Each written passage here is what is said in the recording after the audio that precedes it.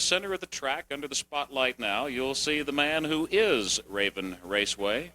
Ladies and gentlemen, here's Dave Maness.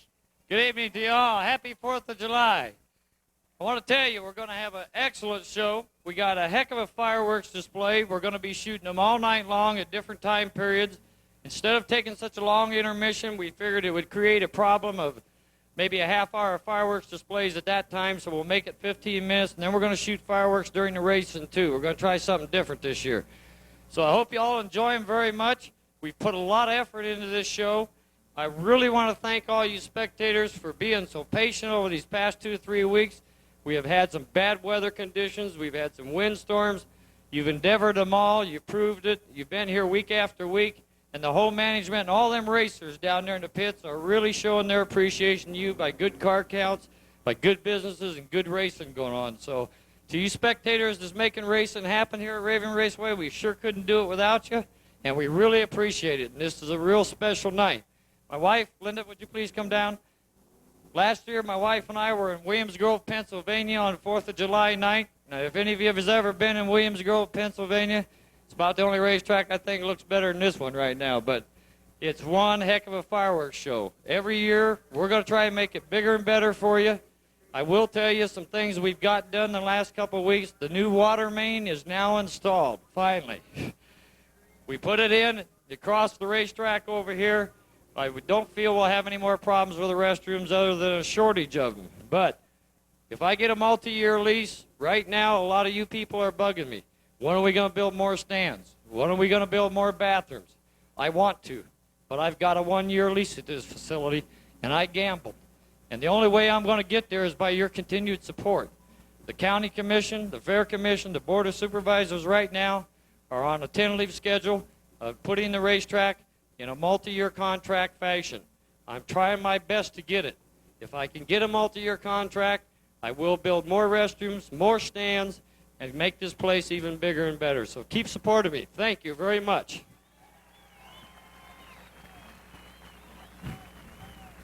We mean that sincerely from our heart, my wife and I. I know a lot of you is our friends, and a lot of you is stuck by us. We do listen to the problems, such as too high a PA, too low a PA, this and that. We try our best to solve the problems, but I want you to have a real good time tonight. The fireworks are going to be tremendous. The kids, this is very important. I would like a vote of the spectators here now, the mothers and fathers and the brothers who brought kids or whatever. We would like to turn the lights off at intermission time so the fireworks will be much more visible. But I must request, if we do this, please, before intermission, get all of your children, get them in the stands. Because if we turn the front straightaway lights off and the racetrack lights, it'll take about 10 minutes for them to come back on. And if we shoot 15 minutes worth of fireworks, we'll be staging the main event while you're at the concessions and other things. Would you like to see the lights off? Okay.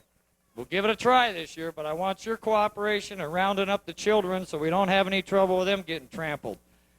Thank you very much.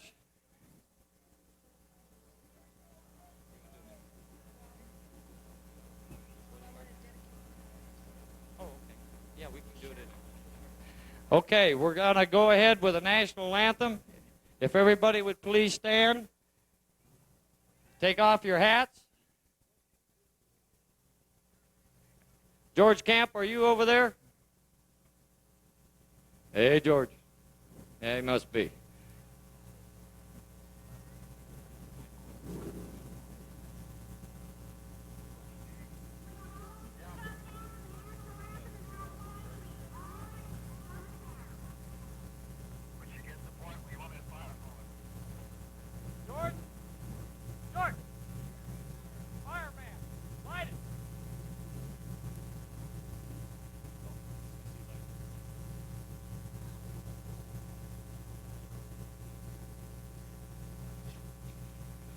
Oh, say, can you see by the dawn's early light what so proudly we hailed at the twilight's last gleaming, whose broad stripes and bright stars through the perilous fight. O'er the ramparts we watched were so gallantly streaming, and the rocket's red glare, the bombs bursting in air, gave proof through the night that our flag was still there. Oh, say does that star-spangled banner yet wave o'er the land of the free and the home of the brave?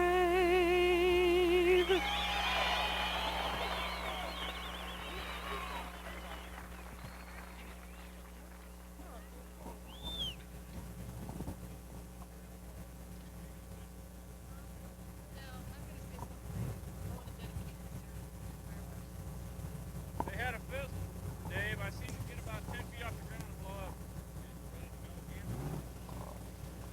Well, that was impressive, Jack. Yes, it sure was. I hear you mentioned to me that it gave you chills when the flag was lit. It did that, too. That was really nice. I can hardly wait for the rest of it, which, for the most part, will come down at intermission.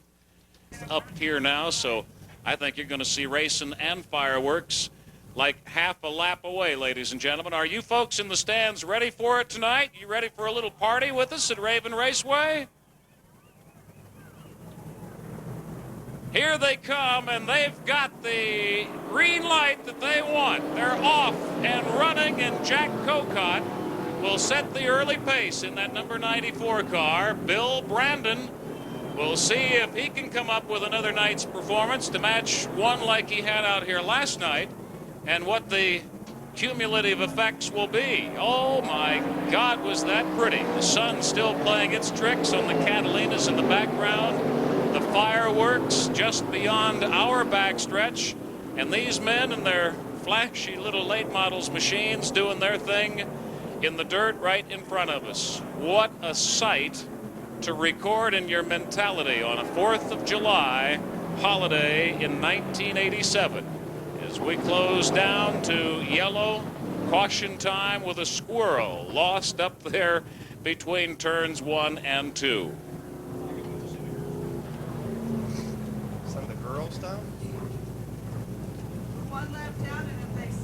One lap is gone in this one. Hopefully we can get a quick restart up here and not have to worry about the attrition factor at all in this one. That holiday mood says let them all run, let them all compete, and let them all do well. But as we all too well know, only one will win. That's Steve McGuire between turn 1 and 2.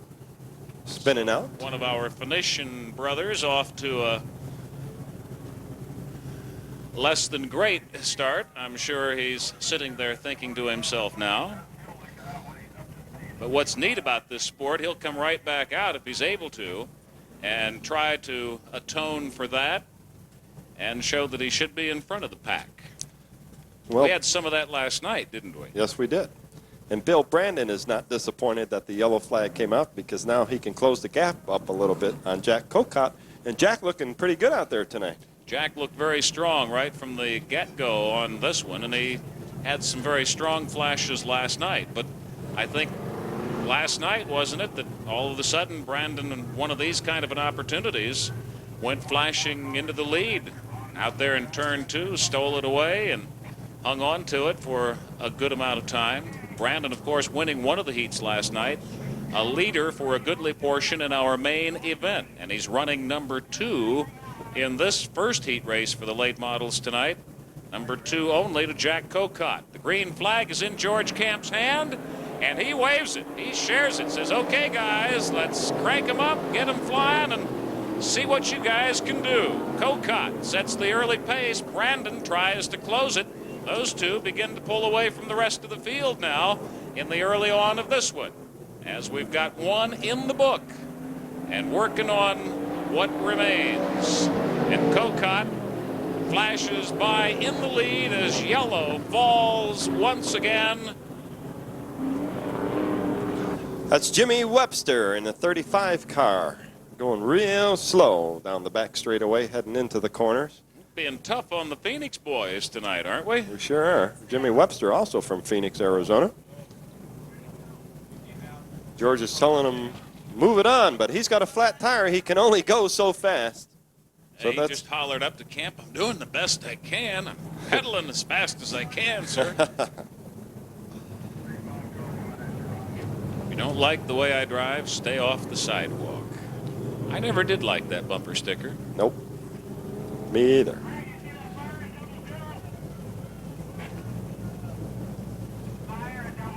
Double Zero setting off his own fireworks, huh? One more lap, George Camp says, so the officials can check out Double Zero. These guys anticipating something a little bit more than Oh, he does yellow. have a fire. He's got some fire.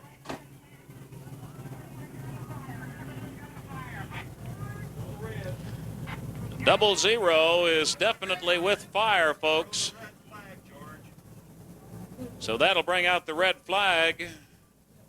And Double Zero is going to have to get him some help, if not a big bucket of water first.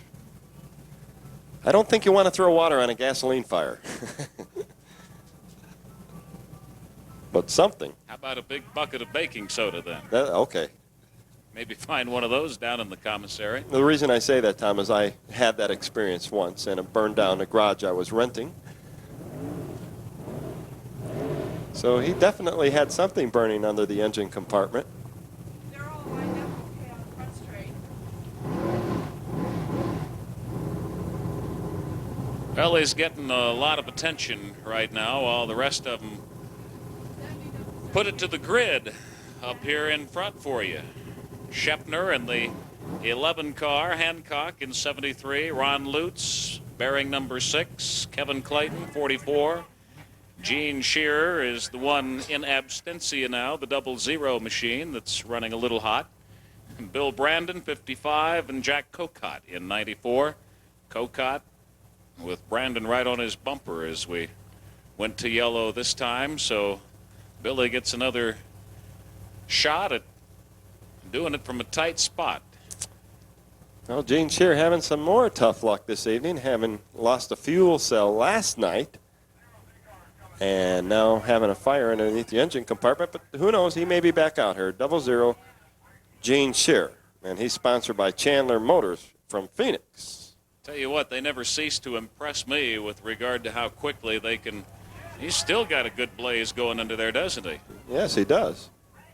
Guys in the pits, get your marshmallows ready and have a little barbecue before you go to work, because you're going to be working some tonight. That's not going to do the rubber under there any good at all.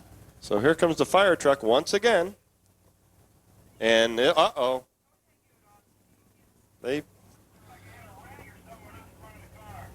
Something's on fire over there, and they're trying to get it out right now as the fire crew gets over there.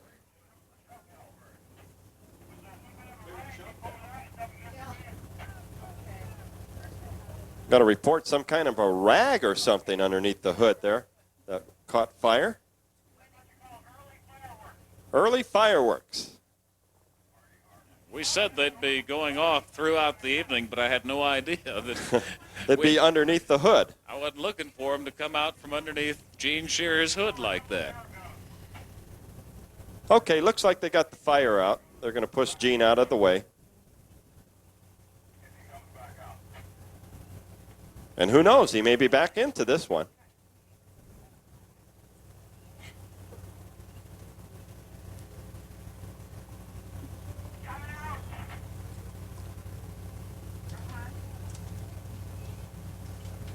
We'll just have to wait and see. Film at 11. I think he's coming back out. We've seen some strange things already this year. I wouldn't be surprised to hear somebody scream, Hey, there he comes. Here he comes. Let's give him a hand, folks. Start a start a sympathy fund for his new shop rags we're going to buy. If that's what, in fact, was burning under there. It's a big old rag of some kind. Oh, look at this. Billy Brandon helping Mr. Cocott get her started there so he can go and give chase. So the way they line up is the way they're going to continue on in this Cocott, first heat. Brandon, Shear, Clayton, Lutz, Hancock, and Hibner. It's a nice looking machine, Hibner's. Yes, it is. And he's a rookie in the late model division. Matter of fact, this is only his second race in late models. I was going to say, it's the first opportunity we've had to see him. George Camp sees them all that remain right now, and they've impressed him to the extent of going green. So we're off and running once again. Jack Cocott likes that because he's the one doing it best, you see. Bill Brandon trying to close it up down the back straight as they once again, Jack, as they did before, begin to pull away from the rest of the field, which consists of Kevin Clayton and Ron Lutz primarily right now. And Brandon trying to go on the inside of Cocott on turn number 4, but just couldn't quite make it. And we've got one in pit field now already here with the resumption. So we reduced the field by just a little bit more. Kevin Clayton apparently taking a break unexpectedly. And Cocott now opens it up just a little bit more on Bill Brandon. Then comes Lutz and Hancock. Uh-oh, look out. Running. Just lost a hood or a trunk or something here on the front straightaway as the yellow flag comes out once again. Slow him up. Yeah, but this won't take long. How many? 3 laps are now gone in this one. Lost the hood on 00 Gene Shearer's car. Oh, when it rains, it pours, huh? So 35 comes back. Racetrack Jimmy Webster from Phoenix making it back out. He'll be trailing the field right behind Gene Shearer in 00. One more at this pace, and then in all probability we'll go racing once again. At least that's the indication. George Camp, message he is relaying to all these men in their machines right now, from Cocott to Webster. Well, we look like we had 2 battles for going on that time. Jack Cocott and Bill Brandon were battling for the lead, and Mike Hancock was trying to throw out the line and reel in Ron Lutz. So let's see what happens this time. Here they come. Going green in all probability. Here we go. Once, ladies and gentlemen, Jack Cocott continues in the lead. Bill Brandon trying to close it up. And then the rest of the field. The Lutz, Hancock, Hibner, Shear, and Webster machines playing catch-up. But Billy Brandon's the biggest catch-up right now. Can he close up on your leader, Jack Cocott, in that number 94 machine, the Borderland Construction Special? Looks like they've constructed it pretty well for tonight's racing. But Bill just continues to not say no and hang in there. He's in pretty good position right now coming out of turn 4, but the laps are eating away, and we're rapidly running out of time for Bill Brandon unless he can goose it up and get it just a little bit closer to Cocott. Right now, it doesn't look as though he's going to be able to do that, Jack. Nope. Norm Hibner in that car number 11 brought it into the pits, so he's out of this one. Hancock trying to do some passing, unable to get it done out of 2, down the backstretch, and out of 3. Oh, look at the battle we have between Lutz and Hancock right now. He's working low on the inside, trying to get by Lutz, but he can't get it done. And so he's right back where he was just a lap ago, and still battling away as the white flag, or 1 lap to go, falls for Jack Cocott and Bill Brandon. That's how they'll finish in all probability. Lutz and Hancock battling it out for 3rd place, about a half lap back, Jack. Half lap back, Jack. Thanks a lot. Cocott wins it, and Brandon takes 2nd place. And look at the battle right now. Nope. Hancock couldn't catch him, so Ron Lutz in that car number 6 comes in 3rd. Mike Hancock in 4th. Gene Shearer in 5th place. And, well, it looks like Jimmy Webster in that car number 35 bringing up the field. So Cocott, Brandon, Lutz, Hancock, Shear, and Webster. That's how they stacked up here in their first heat for the NASCAR Winston late model. Side also from Tucson on the inside of the third row, the car number 40 from Tucson, Don Lord. Another Tucsonan on the outside of row 3. Popular young fellow, too, in machine number 2, Tucsonan Todd Izzo. On the inside of the fourth row, the car number 57, and I guess most of these guys are from Tucson, Wayne Embry. Also, Jeff Dwight, Jim Guyot, and Mike Murphy rounding out the field in this one. An early green, also an early spin. But the green stays out. Look at that Camp eyeballing it. Says, hey, this one can figure itself out. And sure enough, it does. And Jerry Warner from Tucson takes the early lead in this one and tries to hold off the likes of Jesse Brown, who's done some pretty swell running himself in weeks past out here in that number 72 machine. Looks like Lee Kington and Todd Izzo are also pretty serious about bumping up to the front of the pack. But we've got yellow again with a squirrel up under the bud sign in turn 2. So that'll slow him down and bunch him up, Jack, who's in deep caca up there. That's Don Lord in that car number 40, down from Tucson. And he lost it there in the number 2 turn. So see what happens if Gary can get him started again. But Jerry Warner, your current leader, Jesse Brown, right behind him, Lee Kington and Todd Izzo following suit. As Gary's towing once again goes out on the racetrack to clear her up.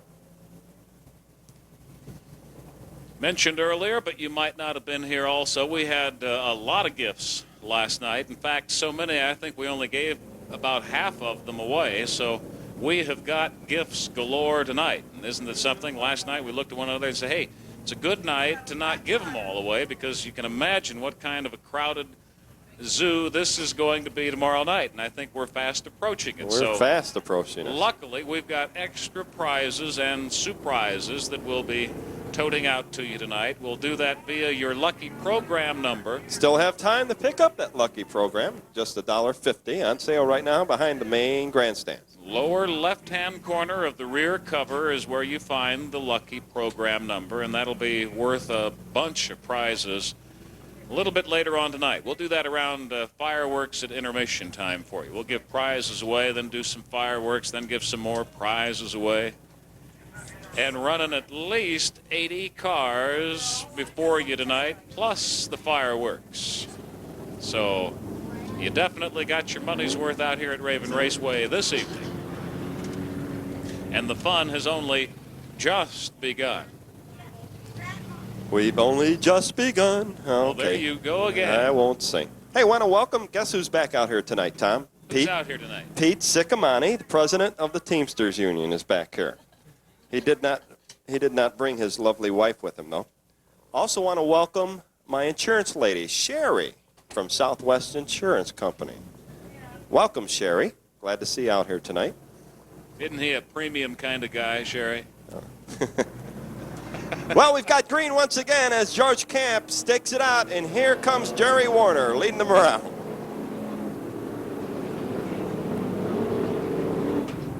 I beg your pardon. Warner, your current leader, and he's still followed by Jesse Brown, but look at Brad Marble in that 26 car. Brad driving that vehicle tonight for Lee Kington.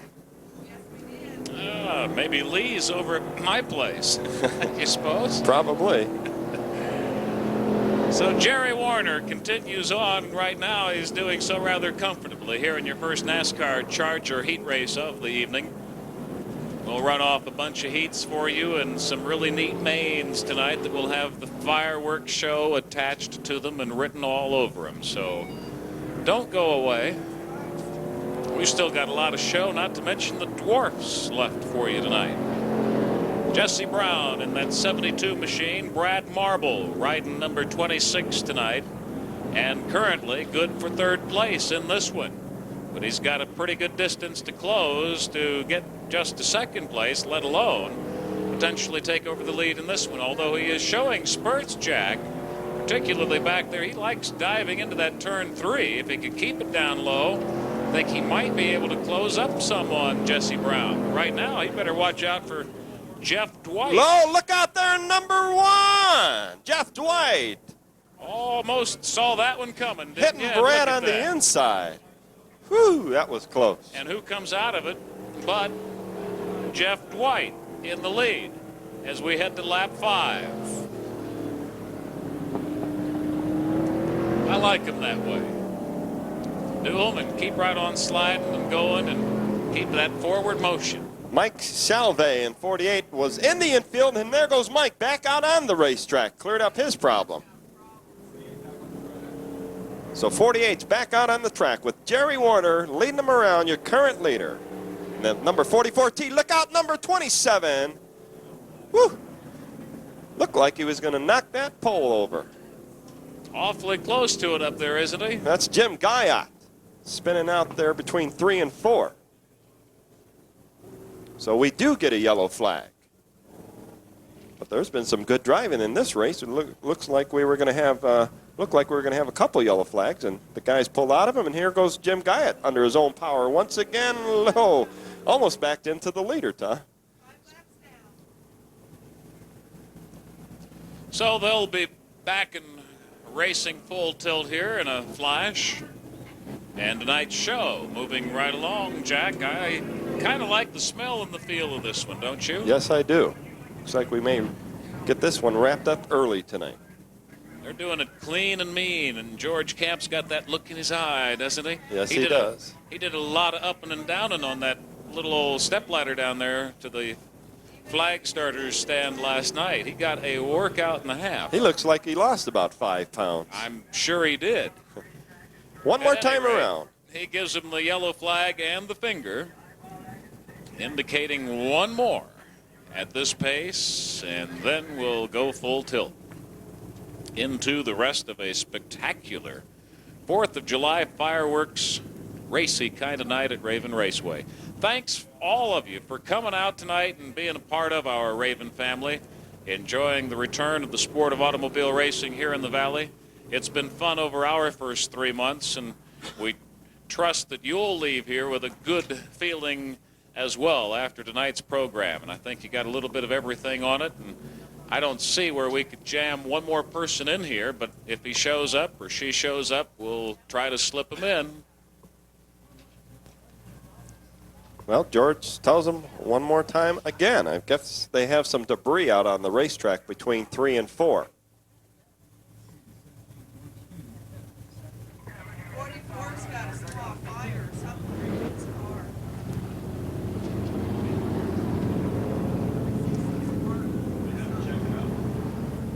Well, 44 looks clean, and he's setting the pace right now. Jerry Warner anticipating the green flag, which is in starter George Camp's right hand. So perhaps whatever it is that has detained us is gone from us right now, and we've got a 6-car field ready to go after it.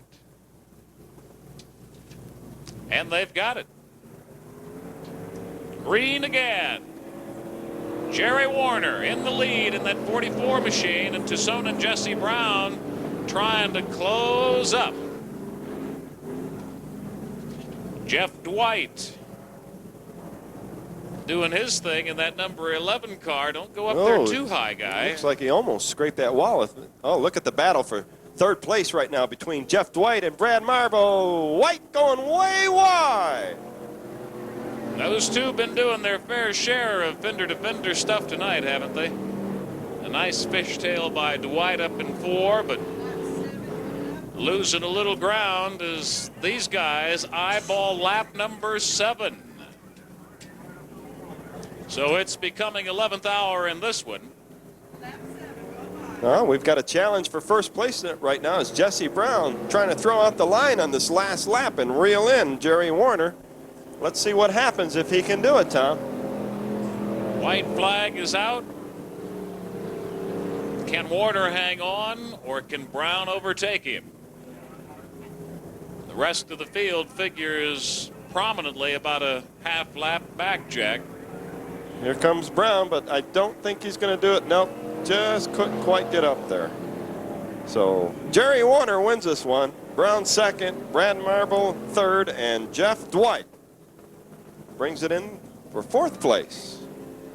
And Wayne Embry in the car number 57 takes 5th.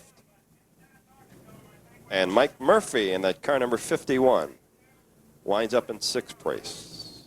I like that. The car number 76, Art Mankel. Inside row 2 is one of our machines down from Prescott tonight. Number 37, they call it Droopy Dog. It's driven by Randy Whidden. On the outside of Randy, the Casper car from Prescott, Arizona, car number 38, Dave Doty.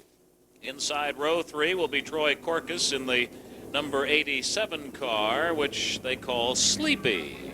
On the outside of the 3rd row, the car number 8, Phil Parker in Spider-Man. And bringing up the rear, a guy we've seen run up front before out here. Car number 6 from Tempe. It's called Happy and piloted by John Kane. So there's your starting field for your first dwarf racer heat race of the evening. Motorcycle machines, the power plants in these little miniature race cars. 6 laps in this heat race for the dwarf division. And we've got green. The Dwarfs are off and running, ladies and gentlemen, on a Saturday night, 4th of July at Raven Raceway, and Art Mankel shoves that 76 machine, hot stuff, into the lead going into turn 1. Now can he hang on to it, as we got one of them doing an obvious fast fade coming out of turn 2, but apparently making some recovery and then zooming up to the rear of the pack. So basically we've still got the group, and they're running pretty lean and clean right now with Mankel and 76, the spirit of 76 up front. Dave Doty has got Casper, number 38, running a pretty tight second right now. And the rest of the field, well, now we've got another one closing up pretty rapidly out there in turn 3. That looks like Spider-Man, the car number 8 in 3rd place right now. No, it's not. It's car number 6, Happy. John Kane. So that little 6 machine is beginning to show some reflections of past week's racing. The Happy car bolting into 2nd place now behind Art Mankel. It looks like he might be capable of biting off a little bit more coming out of turn 3. Let's see. He's still going to be riding shotgun down the home stretch on this one, but he's thinking about taking it on the outside through turn 1 and maybe waltzing into the lead up there coming out of turn 2. Let's see if he can get the job done on that back straight or not. He pulls up side by side with the leader. That's how they go into turn 3. With Mankel inside, Kane on the outside, and Mankel seems to have gotten the better out of it, coming out between turns 3 and 4 and up the home stretch. But can he hang on in this lap? He's low inside turn 1, and in fact pulls away a little bit from Kane through turn 2, but Kane puts his move on now, slingshots him in the 3rd turn, rides it right in the center of the track between 3 and 4, and it'll be John Kane taking the white 1 lap to go flag in that Happy car. And it'll be a happy moment for him if he can hang on and grab this first checkered for the Dwarf Racers.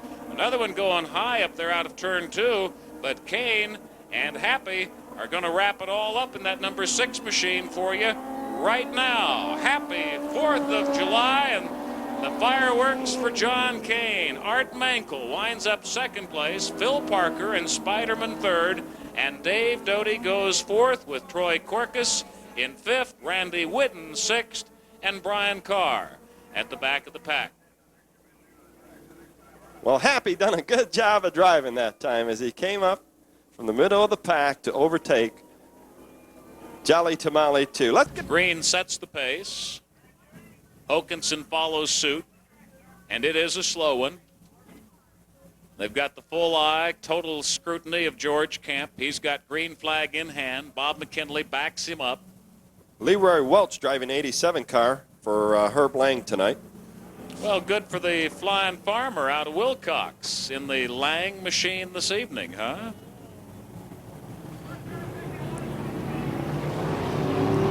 Robert Forbes. Robert Forbes, go to the front gate. Robert Forbes, go to the front gate, please.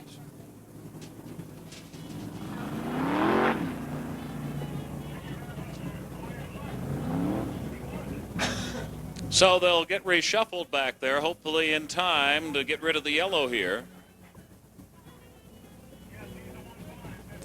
Don't know what happened. Hokinson outside of Green.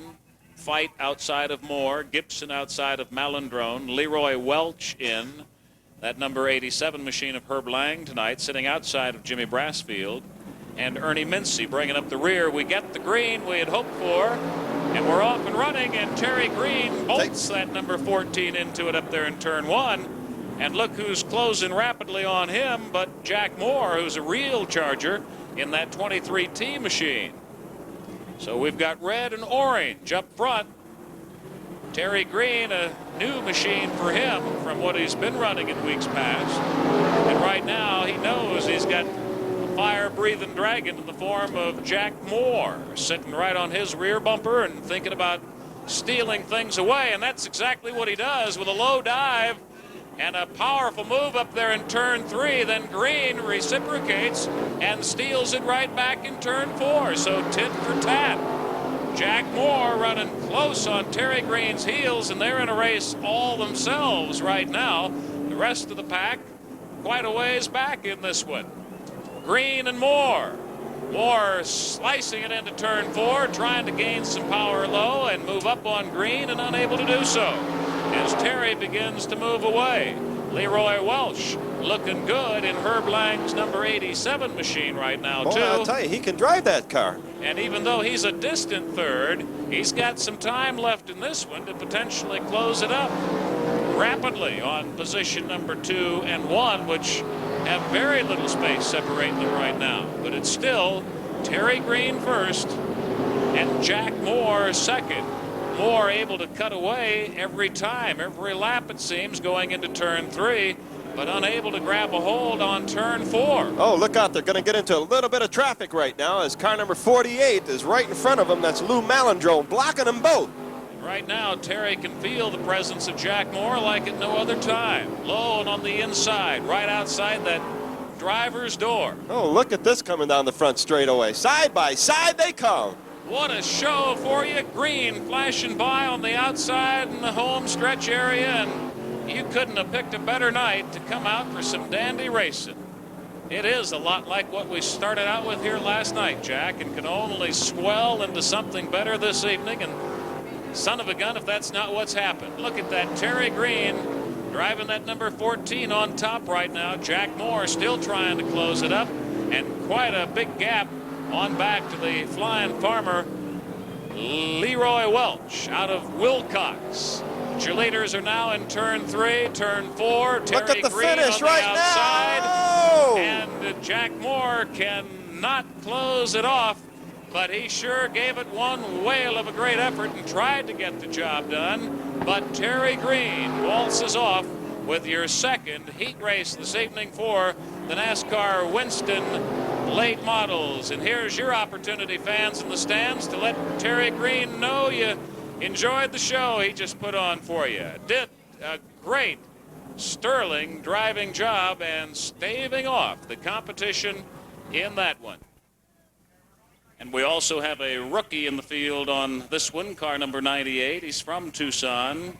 A big welcome tonight for Ron Bishop as we get the green, Jack. As Gordon Samson, 23, brings up the field. So Tony Izzo leads him on around, and he's out front right now, but he's got a bunch of them behind him going to challenge him as they go down the back straightaway. And here they come out of turn number 4 as Tony Izzo and Kirk Hall in second place right now. And Kirk followed by the rest of them, and that's car number 86 in third, or car number 96, Don Brown.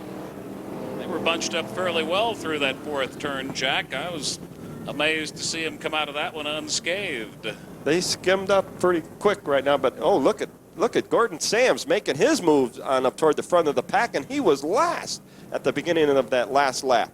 He's another one who's had some real good past weeks of racing out here, so a good one therefore to keep your eye on tonight.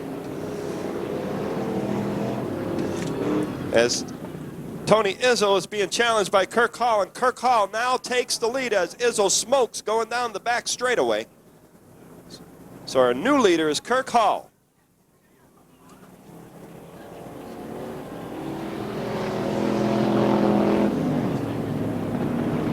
Little smoking by the Izzo machine. Doesn't look to be anything too serious, though, at this stage, Jack. Smokes like one of my trucks. And he's got second place pretty much to himself, although there are 4 close enough to give him some competition for that spot.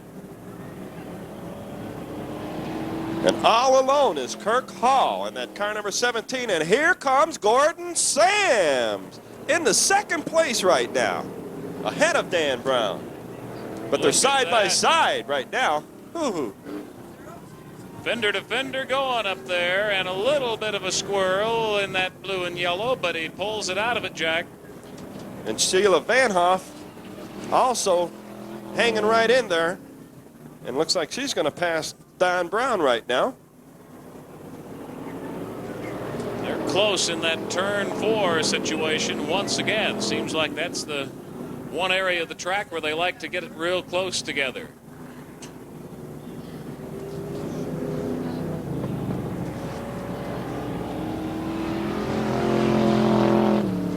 Kirk Hall having it all his way, picking up a nice main event down here just a week ago, in from Phoenix. Gordon Sams running second, Sheila Van Hoff in third. That new rookie in the field, Ron Bishop, currently in 4th place as time rapidly deteriorates on this one. Kirk Hall. Got white flagging for Kirk Hall. And he's lapped the field. So one more to go. We've got one going way wide in 4, but no, brings it back in. That's 96. Don Brown almost losing it at the number 4 corner. So it'll be Hall in a waltz. Uh-oh, look at that, Tom. Sheila Van Hoff has just passed Gordon Sams. She's now in 2nd place. Nice little move down the back straight into turn 3, and he won't be gaining that back.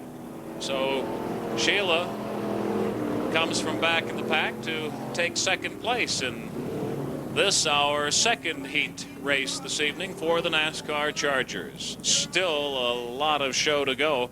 Kirk Hall, Sheila Van Hoff, Gordon Sams, and Ron Bishop. That's how they wound up your top 4. Don Brown, don't they? I'd like to have the money they spend on clothes.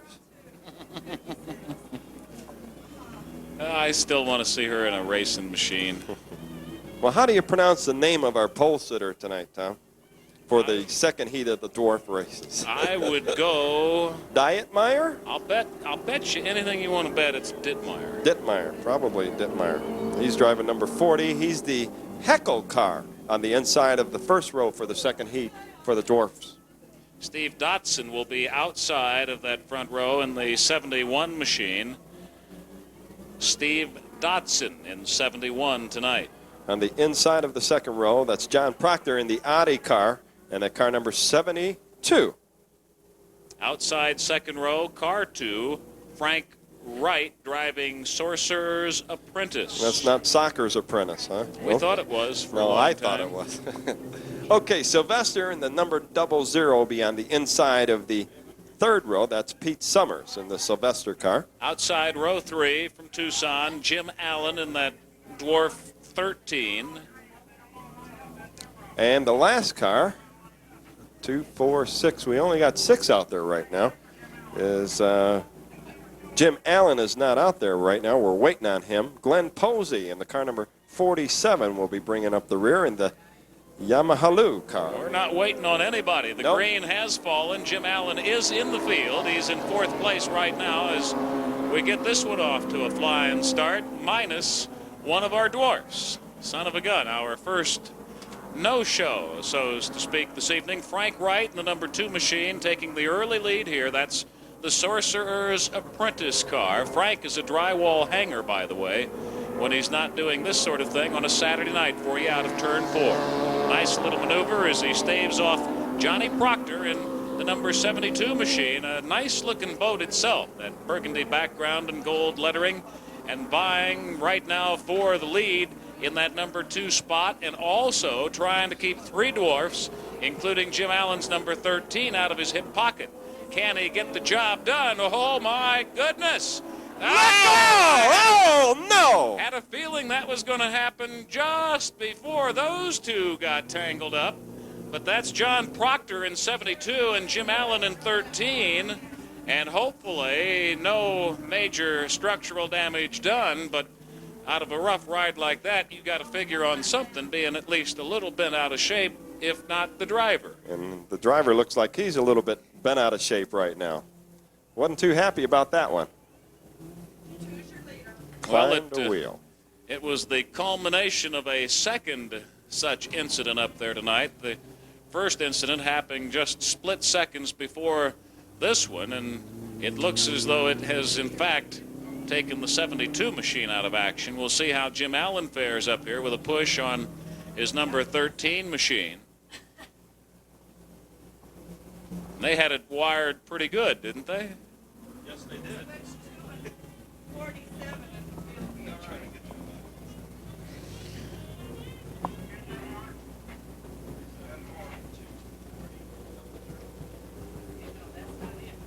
Grab that man walking up to that car, throw him inside it, and let's watch him go do his thing in a Dwarf. I can't imagine Dave Maness driving a Dwarf, but maybe, just maybe one of these nights, we can put on a little exhibition. Get Dave and Linda from our administrative staff. I think George Camp and Bob McKinley, your guys in the stripes up on the starter's stand, would be a good challenge race. I've always said we ought to get the ambulances and the tow trucks and some of the push cars. We were even going to bring the cattle over from across the street on our open range one night.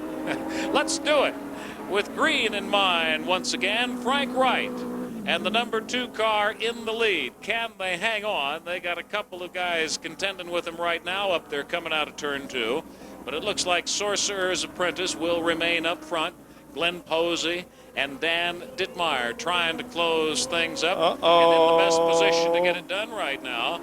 I think he'll be right back out there and under the green pretty quick, so we don't lose any time or ground on this one. And Frank Wright is ever so appreciative because he continues to lead on this one.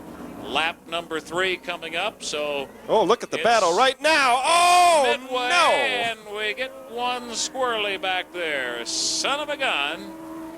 That's Glenn Posey. Posey pushing it so well and just that quick.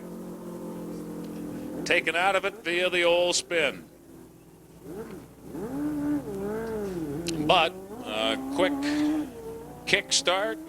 We're right back into it. Is that how they start those things? This thing may have arrested you on North Oracle once, Yes, Jack. I'm sure. That'll give you a whole new perspective. North Oracle? Oh, okay. I'm glad you said Oracle. Oh, Lord. George tells them, hurry up, guys. They've got it, the pedal to the metal right now, George. George says, I want to see the fireworks, guys, and you're screwing it up for me. Come on, let's go. Frank Wright, that car number 2, that's a Sorcerer's Apprentice, is your leader right now. And I think we're going to go green on this one. Let's see what George does. In Camp's hand, and he gives it to him, sure enough. He's been impressed with the kind of running these guys have been doing, and he wants to see a couple of more laps of it. And you got a quick charge there by 47 from the tail of things here, number 40 rather, in the Dittmeyer machine, Dan Dittmeyer. Currently good for 3rd place in this one, but Frank Wright, Sorcerer's Apprentice, continuing on as he has throughout most of this one in that lead position. That's where he is right now with Glenn Posey once again in that 2nd spot and trying to close things up. A little bit of an opening and then a spin up there in turn 1. That may not be any problem if he can get her cranked quickly enough. Yes, he does.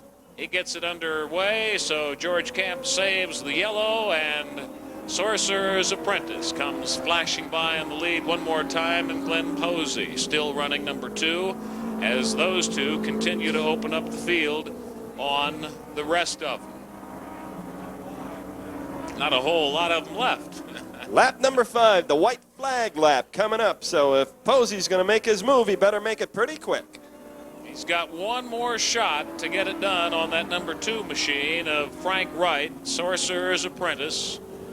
And I don't know. Look at that, side by He's got him side. at least temporarily back there between turn 1 and 2, and he takes him on the low side coming out of 2, hangs on to it down the back straight, and let's see, out of that turn 4, that's going to be some costly fishtailing for Glenn Posey that allowed Frank Wright to step right back into it. And Posey says, my God, I don't want to stand around out here.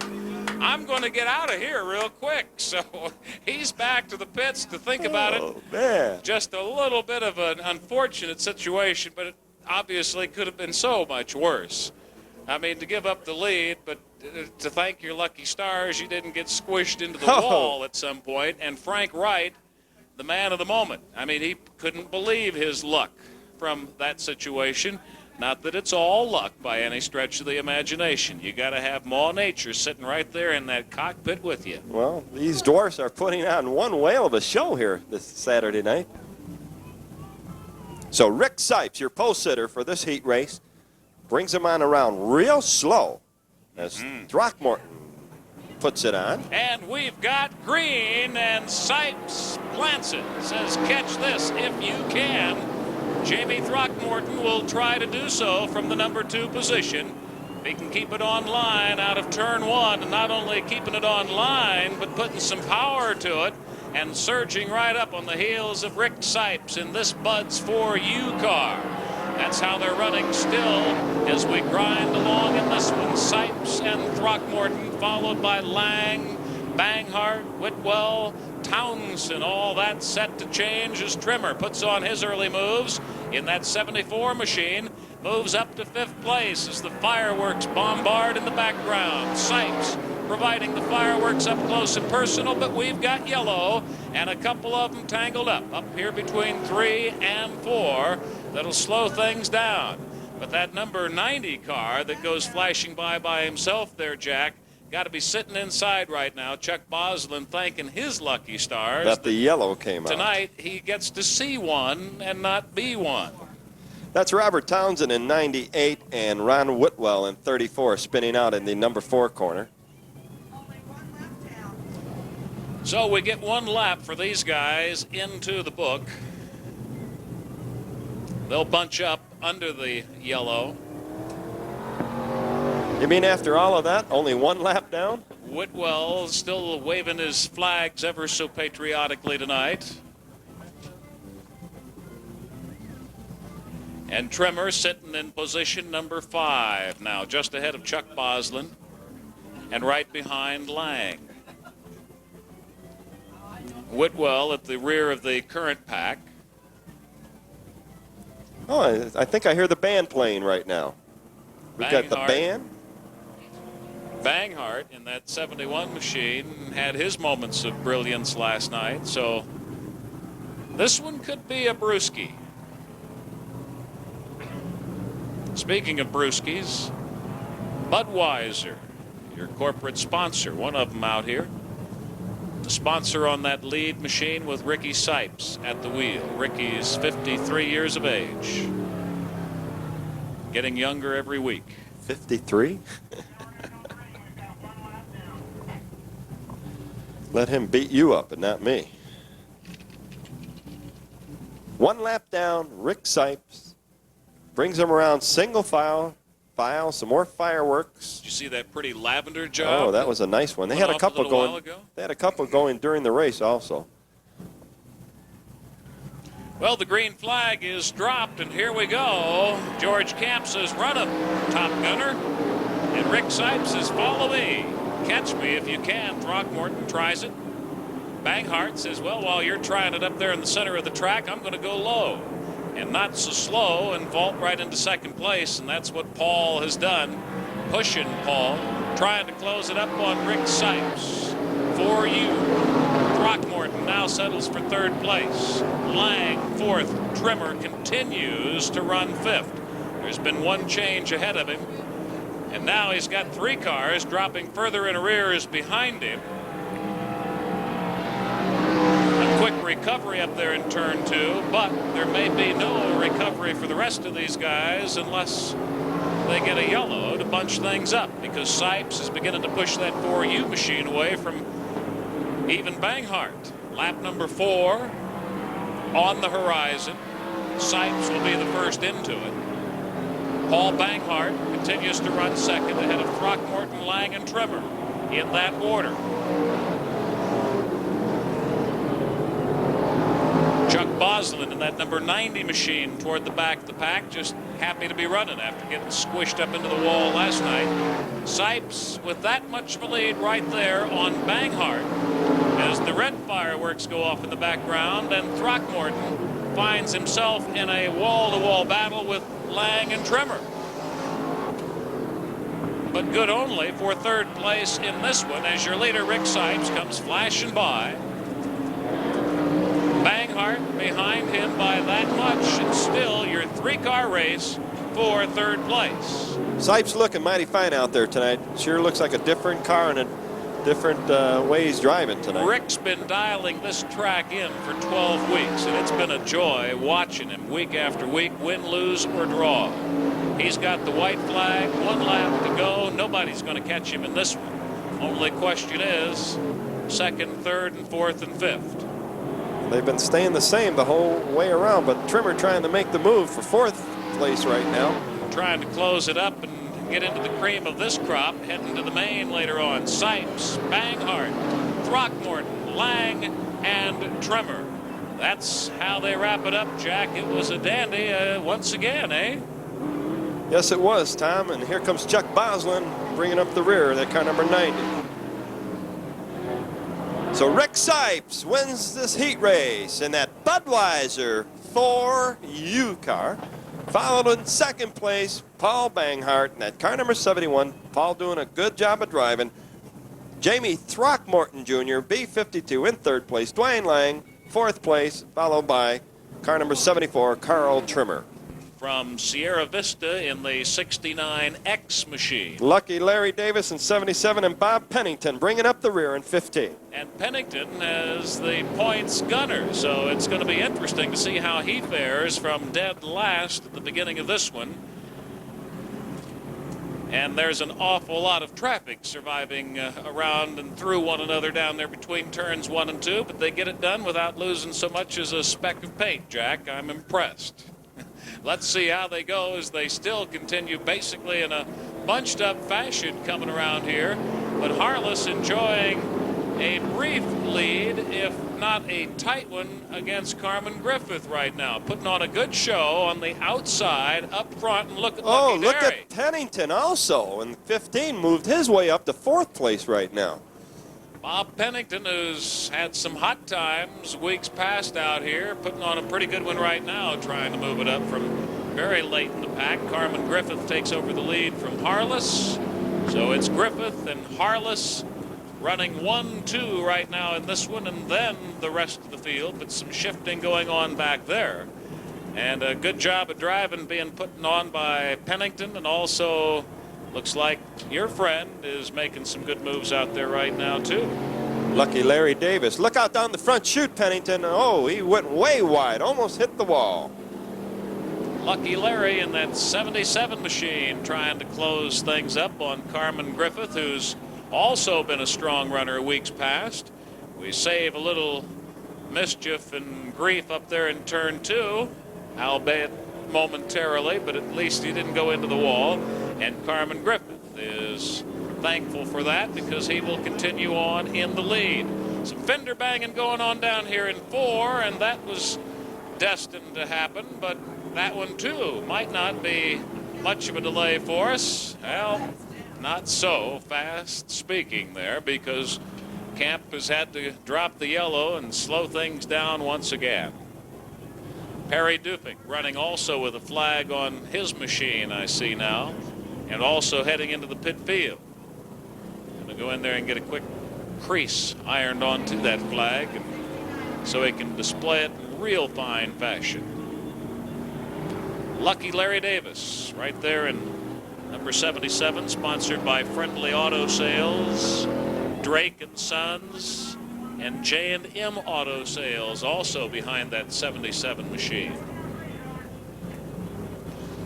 So the green flag is in George Camp's hand, and he drops it and says, let's do it once again. So we're back to racing And Carmen Griffith continues on with his lead. Bill Harless, who was an early leader in this one, now has his sights set on Carmen Griffith. Can he get the job done?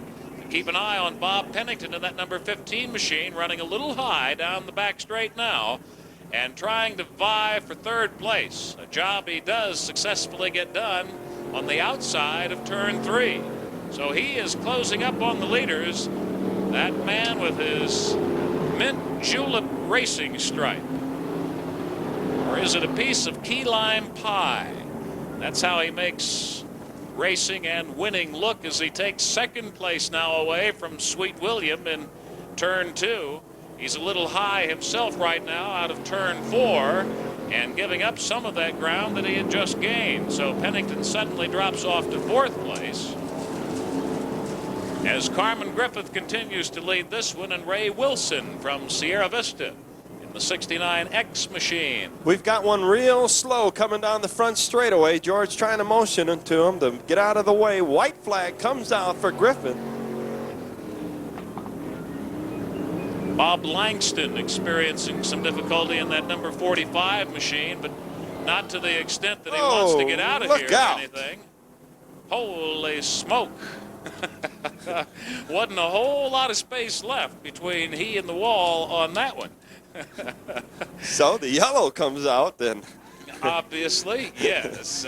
And we're going to have one more lap on this one. Look at that. Pennington comes back, gets going under his own power, and it drives right by Sweet Bill. I wonder what words of advice he shared with him after that little bumpy ride on the infield lip down there in turn 1. I don't think we could put it over the airway. Well, let's bring him up and try it. Wake this crowd right up. Bob Pennington, a real competitor out here at Raven Raceway. Well, you guys have gotten your money's worth tonight already, haven't you?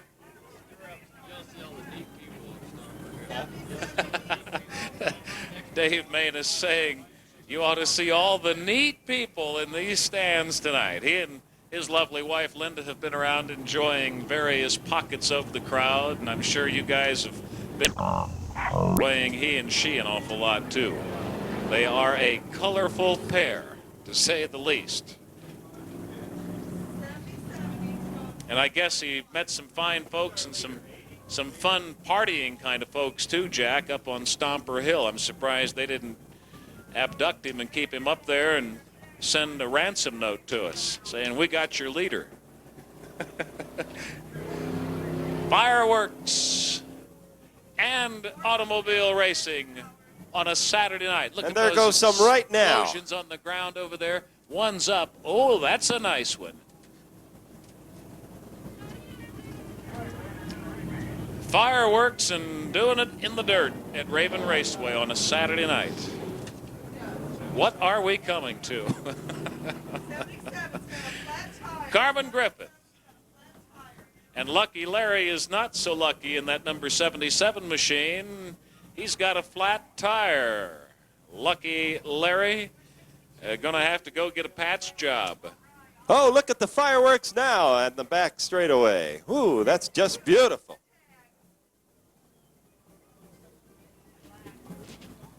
Uh-oh. And look at the fireworks going to happen out on the racetrack right now as George Camp climbs out of the flag stand with his black flag in hand.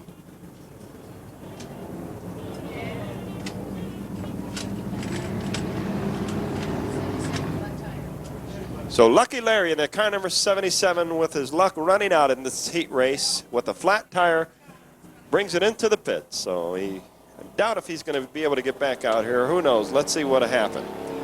Carmen Griffith, the car number 80, your current leader right now, followed by John Fetter in that car number 19, the Capital Pontiac Metro Oil car.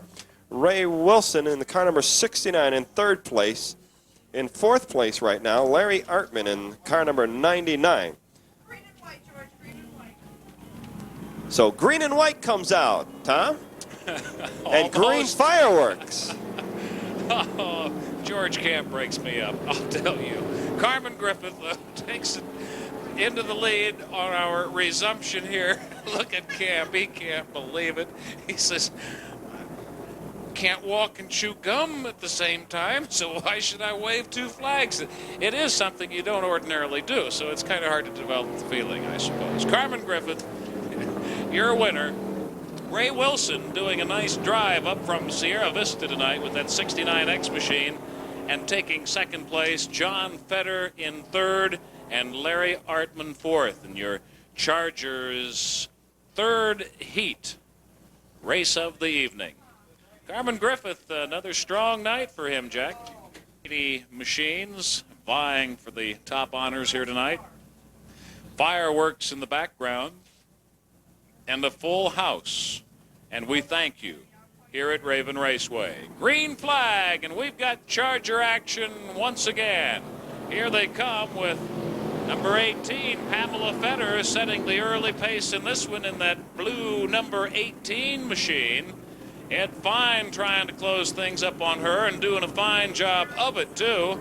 Taking the lead away low and inside up there on turn 2. But can he hang on to it? Pamela tries to battle her way back into that lead out of turn 3. And she does. She's got the job done. And hanging on right now with Ed Fine sitting there in second place. David Fox in the 0 Smurf car. And John Thomas in number 78 providing a little competition for Fine and Feder. 2 Fs up front.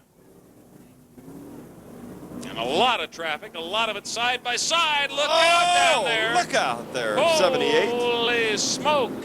Harvey Spear must have been feeling real warm there for a while.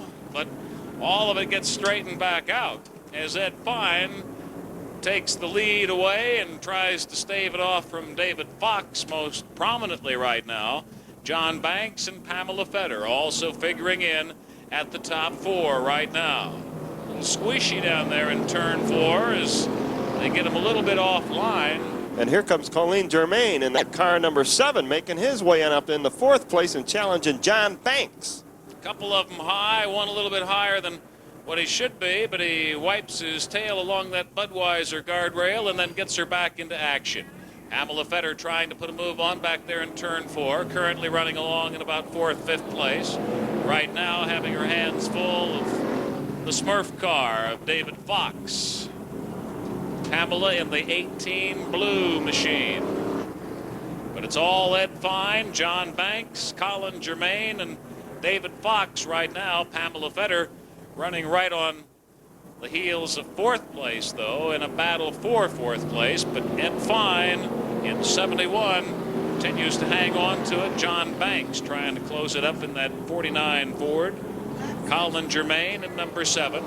These guys are looking at lap 6.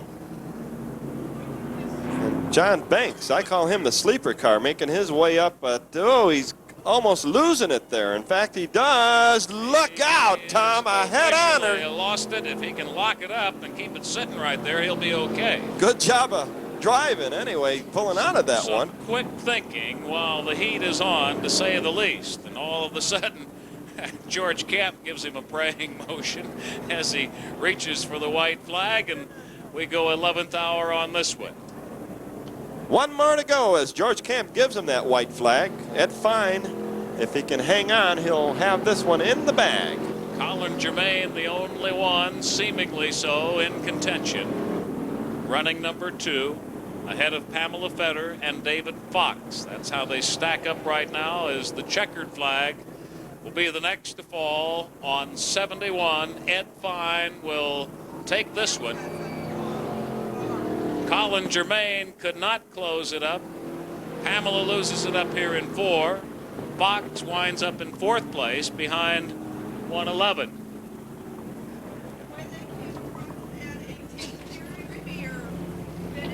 John Banks showing some of the wear and tear of weeks past on that right rear quarter panel there as he goes by.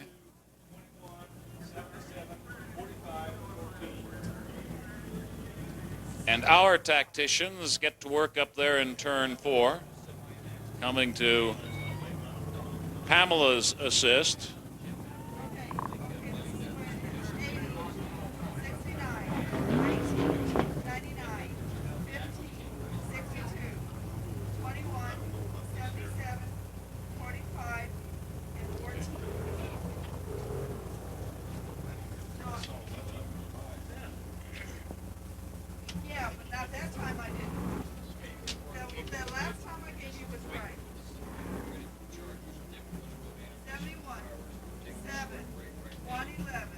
0, 74, 78.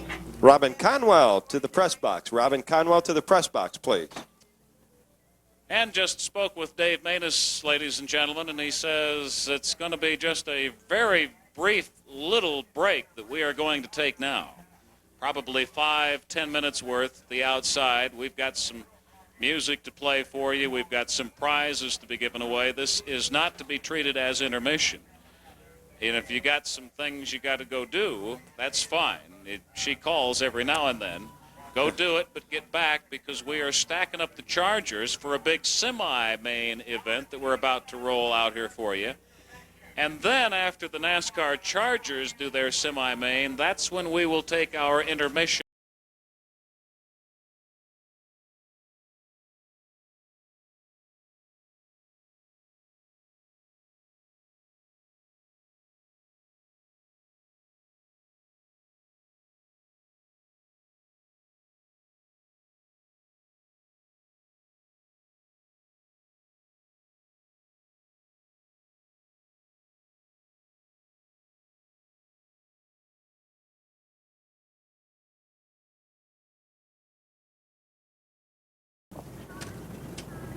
Awesome looking field as they try to get the attention of George Camp. They've got the job done. He drops the green on him, and we're off and running with a semi-main event that's got Bob Pennington, that charging fellow in number 15, sitting in the second best spot in the house right now on this one.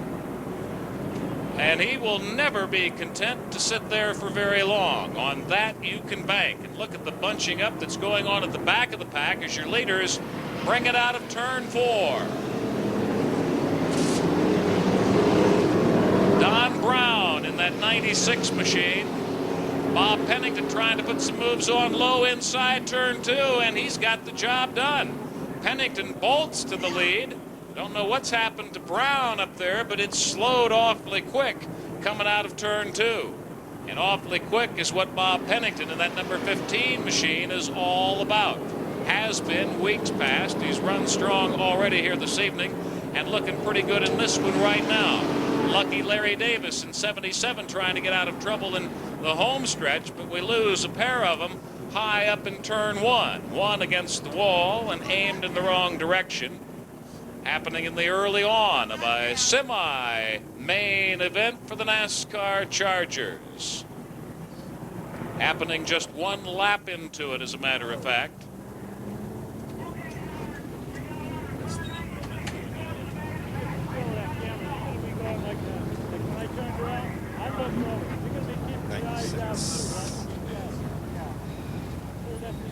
Don Brown doing the unexplainable in that 96 machine while in the lead up there. It just seemed like all of a sudden there was no power plant in that sucker, and he lost a lot of steam up there in turn 2, gave up the lead, and now seems to be back and running under his own power fairly proficiently too, in that blue and yellow right there just ahead of Todd Izzo. Make that Tony Izzo in the 02 machine, his brother Todd in the number 2 car. So you got a long string of them here going single file and under the yellow.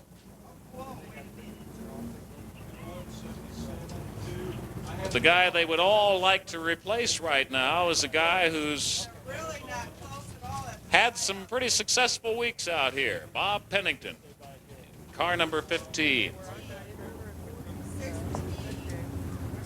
Certainly did his fair share of bouncy riding, courtesy of and alongside Bill Harless in that number 62 car. John Van Horn is in that red number 1 machine. He is currently in second place on this one, just ahead of Harless, and right behind Bob Pennington.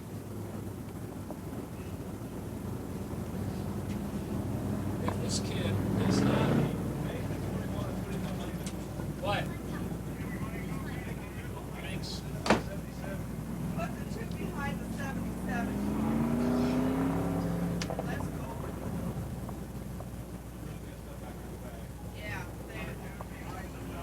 George Camp says one more, guys.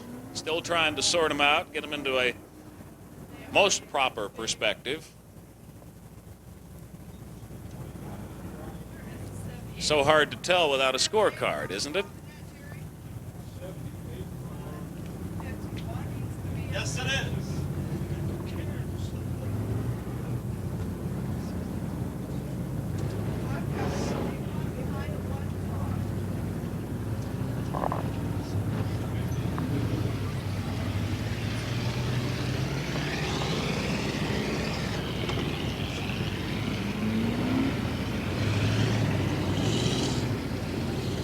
Well, Jack's still excited about the fireworks show, as I know you are. I'm so excited I could just scream. Well, you will be screaming before you know it, because they're going to get the green, I think. We're going to get back to racing and then keep it under green. What do you think? I think Camp's getting upset. Yes. Watch his body English up there in the starters and flagman's stand. Somebody's got him awfully upset down there, and if it doesn't get cleared up soon, as we saw happen numerous times last night, Mr. Camp is not at all against climbing down out of the stand and going one-on-one with these drivers through their little windowless windows. And he usually wins the argument. He always wins the arguments. Well, yes, I guess he does. Especially when he's got that backup, Bob McKinley, up there. He can always threaten, hey, if you don't listen to what I say, I've got help who will come down here and I'll get my buddy Bob down on set you you. straight. Tony Izzo there in the 0-2 machine. Bob McKinley, you notice the bulge on his right rear and the right rear pocket. That's a 357 Magnum. No, just kidding. Has he got a bumper sticker on that racer that says protected by Smith And Wesson. Well, Pennington leads him around. What do you think, Tom Boyd? I think they're going to get green. I can smell it. He leads him around slow, too. Here we go. Doing it in the green. Bob Pennington with his green racing stripe. Heads it up to turn one in the lead. Well, what an awesome show it is from out here, Jack. Van Horn hanging right in there in second place. And a bunch of screaming going on out there. And a lot of race fans here tonight for these drivers. Look at that traffic in turn 4. Oh, Not look all out. of it keeping it on the line either. And lucky Larry Davis seeing an awful lot of movement going on around him on both left and right bank. Pennington opening up that gap right now, but Van Horn hanging right in there. Van Horn is certainly keeping it in contention, although he's a little high up there in 4 right now as we go to yellow once again, Jack. Oh, we've got a couple of them down right at the number 2 corner. That's car number 57 over there. That's Jim Embry driving that machine tonight in the 57 car. Also looks like that number 96 car spinning out. That's Don Brown in 96, but they both got it back under their own power. So let's see what happens now. What a great show this has been from the spectator standpoint tonight. Plenty of action. 9-7. He needs to go in front of 6. Running almost constant out here. Plenty of cars, plenty of talent. Oh, never mind. Leave it there, Howard. Plus the fireworks. We've still got a lot of them to shoot off for you here tonight. We did not even scratch the surface yet. We barely scratched the surface in our prize and gift category too, so don't be throwing those lucky program numbers away. Jack and I still got a lot of those to call out for you. 97's about to lose that right front fender, Jack. Not much holding it on up front. Not much at all. Well, it's still anybody's race. It's still early. Anything can happen. You seen what happened to Pennington. Pennington had second place in that heat race, all wrapped up on the white flag lap and wound up not even finishing it. Oh, I guess he finished toward the rear, but A good bet, speaking of toward the rear, if you want to watch one of the late runners in this program, check out John Banks I in know, the 49 machine. That guy is something else. That would be a good one to watch whittle away at the field that exists in front of him. I call him the sleeper. Still a strong contingent of these NASCAR Chargers, and we've still got yellow. McKinley and Camp are still working on getting them into that proper perspective we mentioned. Uh-oh, look at the fender. George Camp tells him black flag in the pits. 97, you're right, Tom. He's going into the pits. So this probably will do it. There's Lucky Larry, not that far back right now. That 77 machine. There's the Banks car. Neither one of them fellas or the rest of these guys and gals are out of this one. Tony Izzo in the 02 machine going by you there. 96 in that position because of that not all that long ago spin out.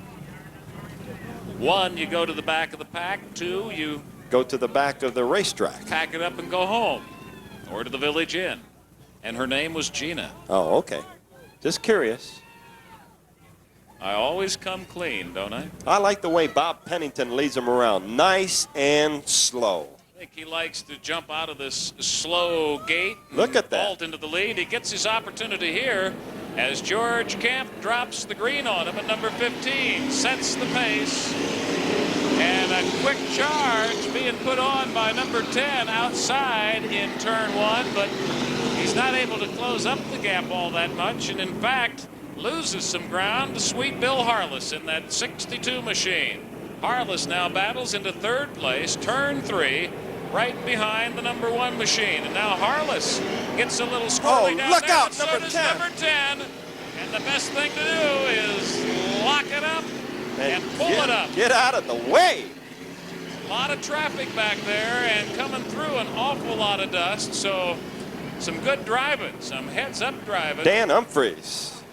By Dan there. Good job, Dan Humphreys. And he gets a nice round of applause from our fans out here, Jack. What a neat experience it's been tonight.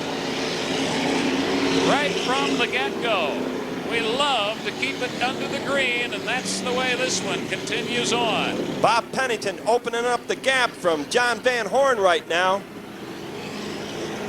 Another squirrely ride by 48 out of turn 4. Just in front of the leader, Bob Pennington at number 15. Van Hoff, Harless. That's how they're running. 1, 2, 3. And look at 77. He's Lucky moving Larry up Davis there right go. now. Lucky Larry making his way up toward the front. Look out, number 27. Oh, he just almost got clipped. And luckily didn't.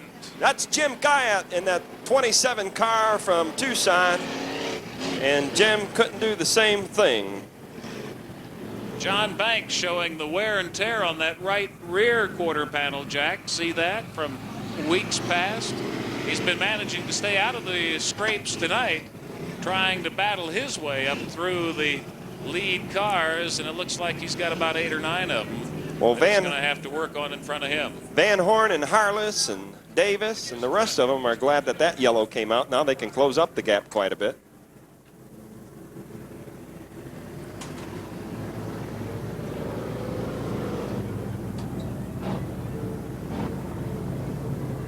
So Bob Pennington, still your current leader, followed by John Van Horn in that car number 1. Bill Harless currently in 3rd place.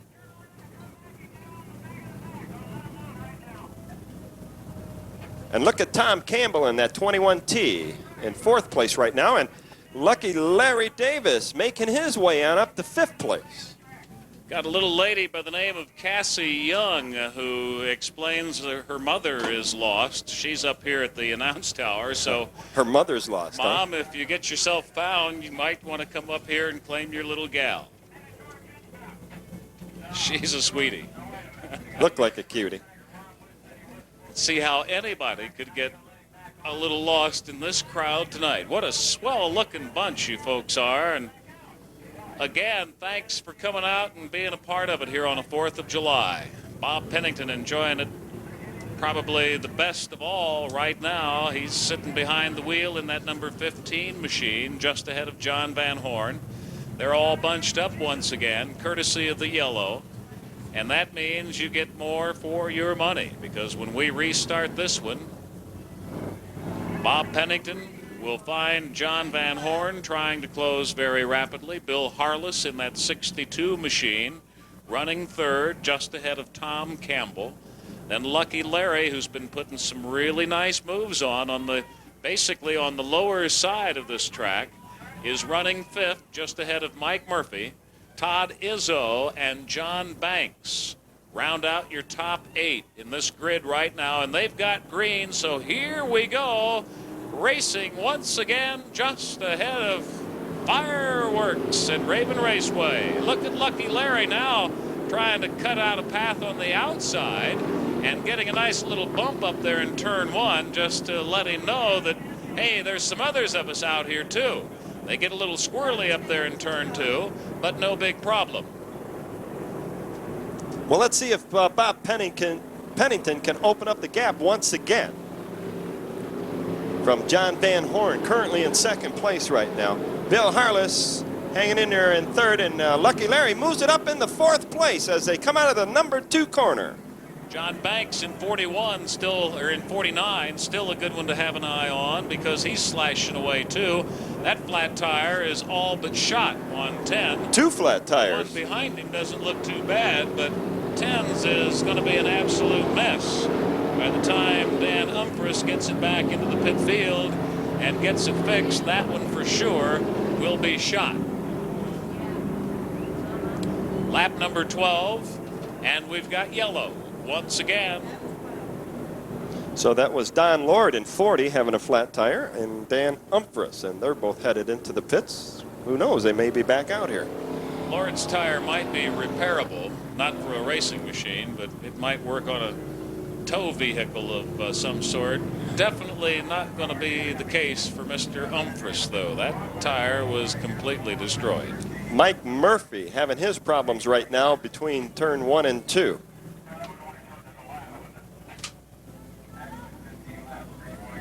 So a fireworks show all set to unravel for you next. That'll happen during intermission, and then after our intermission break tonight, and during our main events for all 3 of these racing categories, we'll be doing some more fireworks for you. Mike Murphy having to be shoved off. I thought it looked like there for a minute that he had a busted tie rod, but evidently not. So Gary's towing. Gary's towing doing such a fine job here at Raven Raceway. Once again, can't say enough about these guys. Pushes Mike Murphy into the center infield. Lucky Larry has now pulled that number 77 machine up to 4th place. So he's been doing some charging. John Van Horn's looking mighty fine out there tonight. John said he'd done a few things to his car, and he believed that it was going to handle better, and he sure proved that. Well, the field has certainly been reduced. We're down to 3, 6, 9, 11 machines now left in this one, Jack.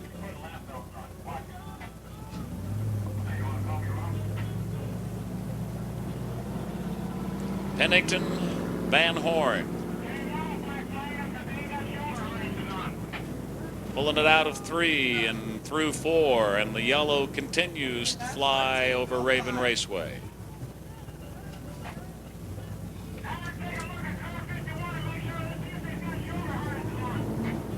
Pennington, Van Horn, Harless, Davis, Campbell in 21, Todd Izzo in the blue 2, Swickrath, another Izzo, Tony, John Banks, Jim Embry, and Perry Duffick. What's left of this one?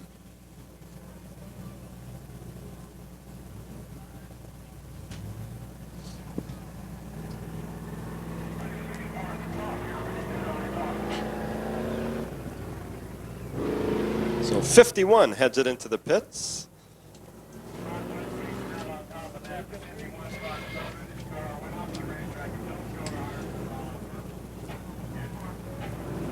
So Mike Green Murphy out of this flies one. Once again, Bob Pennington takes it into turn 1 in the lead with John Van Horn on his heels and Bill Harless in third place and trying to close it up as the white flag lap is about to unfurl for Bob Pennington in number 15. George Camp waves the white flag. Pennington's got it down to within 1 of what he wants. You are within 1 lap of what you want. Fireworks. And Dave Manus has got them aplenty for you here on a July 4th, 1987. Oh, yellow flag out once again on this last white lap. And it looks like Todd Izzo in that car number 2 lost it in the turn number 4, and Todd's up against the wall right now saying hi to all you folks out there in Stomper Hill. So we'll have a white and a green flag come out once we get Todd Izzo out of the way.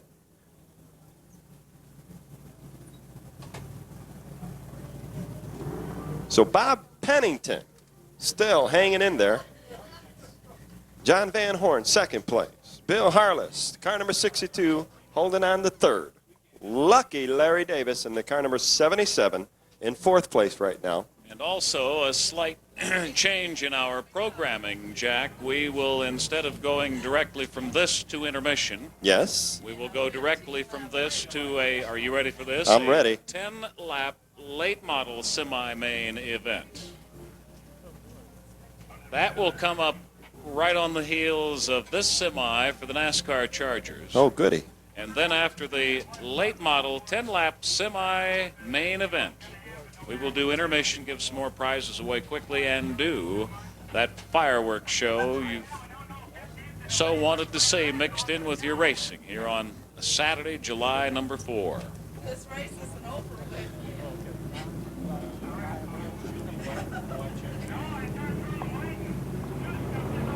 Well, as we say back yonder in the Midwest, mellow as a cello on the 4th of July. Why did they ever say that? I have no idea. But I call my sister every year, and that's what we say when we answer the phone.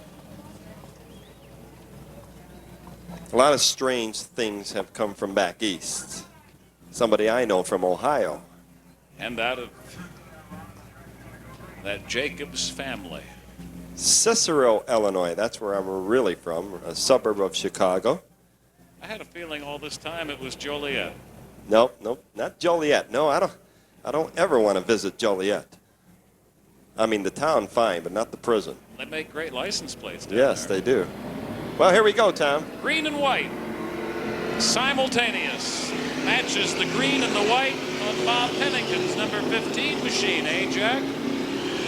And Bob breaking away from the rest of them again. We've got one spun out there. That's 21, Tom Campbell. Isn't going to matter this time. He'll watch as a spectator. The checkered flag will fall all over Bob Pennington at number 15, John Van Horn, Harless, and Davis. That's how they wrap it up in your semi-main event for the NASCAR Chargers.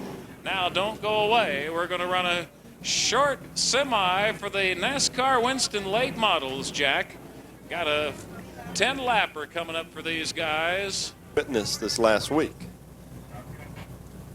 Had a lot of it in our back-to-back, wall-to-wall, night-to-night doubleheader. A festive fourth. Here they come, and they've got the green. We go racing once again, heading for fireworks. That's what we're doing. Webster and Hokinson side by side to crank it up here. But it doesn't stay that way as they traffic their way up there and snake out of turn 1 and likewise turn 2. Here they are, the leaders coming out of 3 and 4 and grading down the home stretch. Jimmy Webster, the guy they got to go catch. Robert Townsend from Tucson, the one most apt to do it right now, running number 2 in that 98 machine with Mr. Patriotic tonight, isn't he? Ronnie Widwell in number 34, running third currently. And These 10 laps will go squishing right by, so there's not going to be much of a Sly Fox syndrome in the back of the pack. Lap number 3 already coming up, and there's your lead 3. In 3, out of 3, heading it through 4, bringing it up through the dusty home stretch now as we get into the late hours of this evening. Jimmy Webster, Robert Townsend, Ronnie Widwell, and Jim Hokanson. Those are your top 4 runners right now, but Hokanson's got a lot of ground to make up to get into the top trio of this one.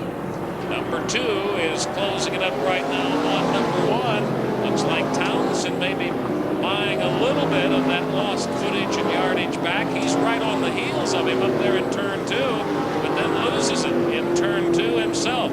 Gives up some time and some ground to the leader. We've got midway, the crossed flags telling them they've come halfway, and Jimmy Webster would be the winner of the first half of this one.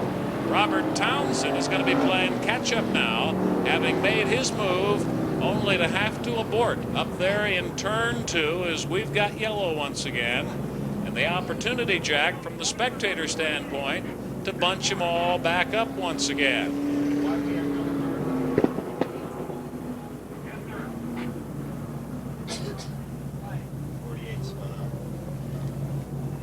Spin for Malandrone, setting up the opportunity here for the Townsends, the Widwells, and now Steve McGuire running in 4th place ahead of Tucsonan Kevin Clayton in that Hank Aaron numbered car, 44.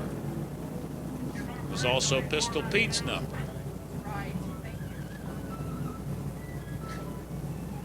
Pistol Pete's number? Pistol Pete Maravich. Oh, okay. So Webster brings him around one more time. What do you think? Camp says, yeah, let's do it.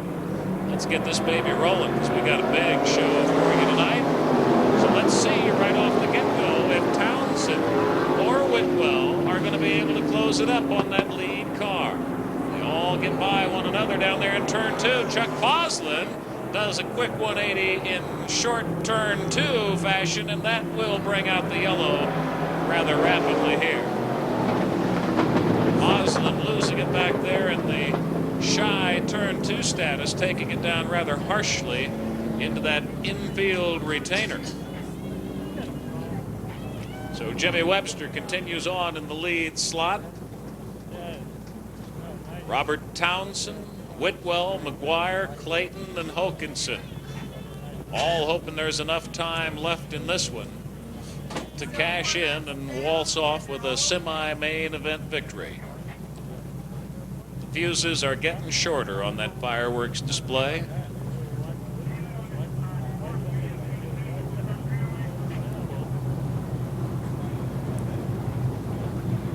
Widwell running 3rd, proudly waving the flags. Dana Fight back here next to dead last at this juncture. He's a week in, week out battler out here.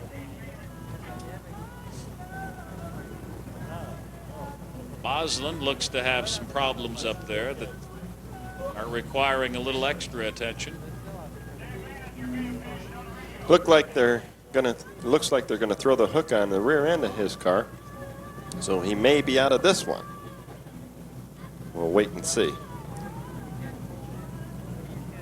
Jimmy Webster holding his own right now, leading them on around. Townsend 2nd place, Widwell, McGuire, Clayton, Hokanson, Stormin Norman, Dana Fight, and Malandrone, and that's how they stack up, just like they look. So, 2nd straight night for that feeling for Chuck Boslin. yeah, I was just going to say. But tonight he got to have a little more fun first, huh? Yes. Last night it was over almost before it started for him. He was Heck of a nice guy, too, Chuck Boslin. knocked out of it, literally feet into the first lap. Webster brings him around slow. is about to fall. Webster's got it and stands on it. Let's see if he can stave them off. The M's in this case being the Townsends and the Widwells. That's how they go into and out of turn 1. Likewise, turn 2. The rest of the field keeping it clean, so we're still under green. And the boys will get the midway sign, the cross, the yellow and red flag indicating you have reached midway. Halfway home, and Townsend still fighting to try to snatch that lead away from Jimmy Webster. Unable to get it done. Webster, in fact, opening it up a little bit down the backstretch here and heading into the second half of this 10-lap semi-main for the NASCAR Winston late modelers. And now Widwell losing some ground, dropping back to 6th, battling his way back up to 5th and into 4th place. So it was a quick change of pace for him for whatever reason, but here out of 4 and down the home stretch, your leader Jimmy Webster in the 35 machine. Robert Townsend still continues to run second best, and Widwell et al. Get into it up there in turn 1. Widwell not able to walk away from it. Yes, So we've got yellow flying once again as Lou Malandrone goes by already at a slowed pace. There goes your leader Webster, Townsend, and McGuire also slowed now by the cautionary yellow out for the Widwell spin up in turn 1. Ronnie's back, literally and figuratively, back in the race and back with Malandrone at the back of the pack. They might be able to get this one copacetic quickly and in time to bring out the green once again. Nope. Nope, it's not going to be the case. George Camp gives him the finger, McKinley gives him the yellow, and they slow it down.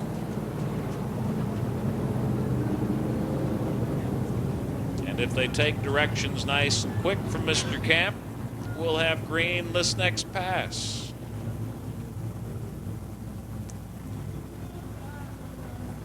Jimmy Webster, car number 35, hanging right in there, leading this one most of the way. But Townsend in that car number 98 is going to try to make a move on Webster right now, I'm sure.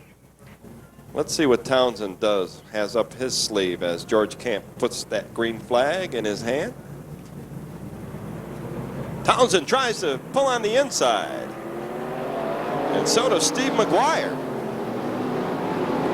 Be interesting up there in turn 1s, particularly for McGuire on the inside. He keeps it down there nice and low, but going fender to fender and fighting it out for number 2 position in this one behind Jimmy Webster, who continues to run well up front. Townsend now with his hands full of McGuire. McGuire trying to bite into the lead once again, going low in 1 and 2. And McGuire and Townsend side by side right behind Webster as they come out of turn number 4. And get the white flag from George Camp. 1 lap to go, and look at that. Nice little bunch at the top between those 3. Can he steal it away low and on the inside? No, he couldn't get it done there. Yes, he does get it done down the back chute, steals it away in turn 3. Now will he be able to hang on? He gets a bump from behind, and Steve McGuire waltzes into the lead in the late going and off with victory in the semi-main event for the late modelers. Steve McGuire is the winner, Jack. He pulls it right out. Ooh, Jimmy Webster in that car number 35 from Phoenix took 2nd place. Robert Townsend in number 98 winds up in 3rd. And in 4th place tonight in the semi-main event for the NASCAR Winston late models, the car number 44, Kevin Clayton, just pulling up ahead into that 4th position right at the checkered flag. So McGuire wins this one. Let's give him a big hand, folks. Car number 24, Steve McGuire. All right, let's get the kids gathered up. Everybody, please do that. Get your seats. We're going to turn off the east tower lights, the back straightaway, the front straightaway. We're going to leave them on over there. Uh-oh.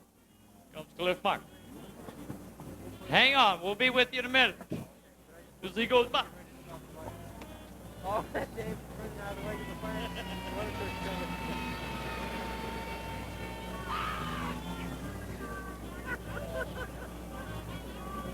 Anyways, got my feet wet. We're going to put a little water on the outside of the racetrack only. We're not watering down here. We're just going to water the berm, and hopefully it'll create a little cushion while it's soak it in. Mark Brasfield, you sit back there. Hit the lights. Sit tight. Watch the children, please.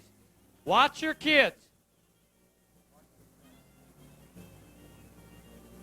He hit the wrong one. Hit the other one, Mark. West Tower.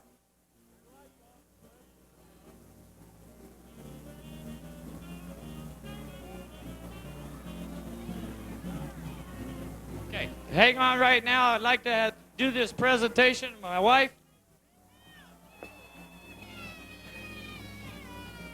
Friends, I want to dedicate tonight's fireworks display in memory of my father, Greg Granados, and David's mother, Hazel Manus. She for being an inspiration to Dave and I in racing, and my father for being by my side, even tonight. Thank you. Enjoy. Thank you, baby. All right.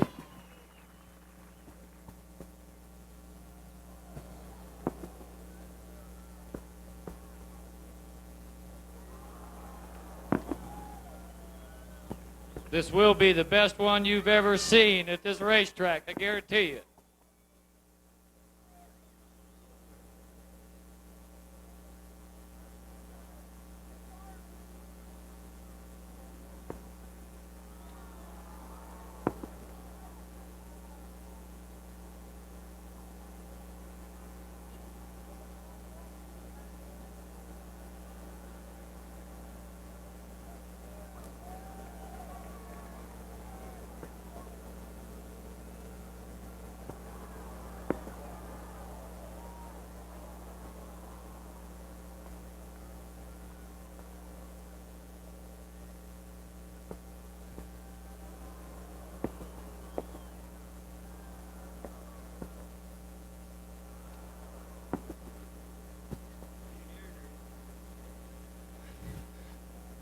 Come on, we need some more oohs and ahs.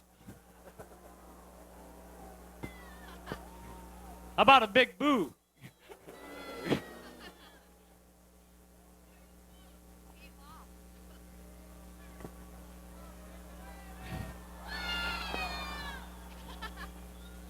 Okay, all you kids on the next one, let's hear how many kids we got here tonight.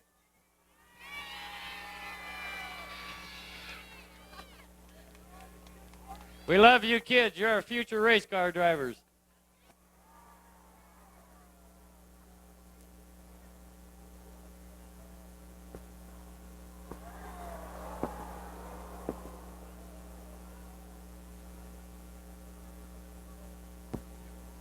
We'd like to thank the Optimus Club tonight. While you're watching the fireworks, we've had additional help here at the facility tonight from the Swirl Optimus, and I think they've helped produce this show too. Thank you very much to all of them. Special thanks to Coors and Budweiser and Miller Beer Company and Coca-Cola for all the great sponsorships they provided the racers as well as this facility. So.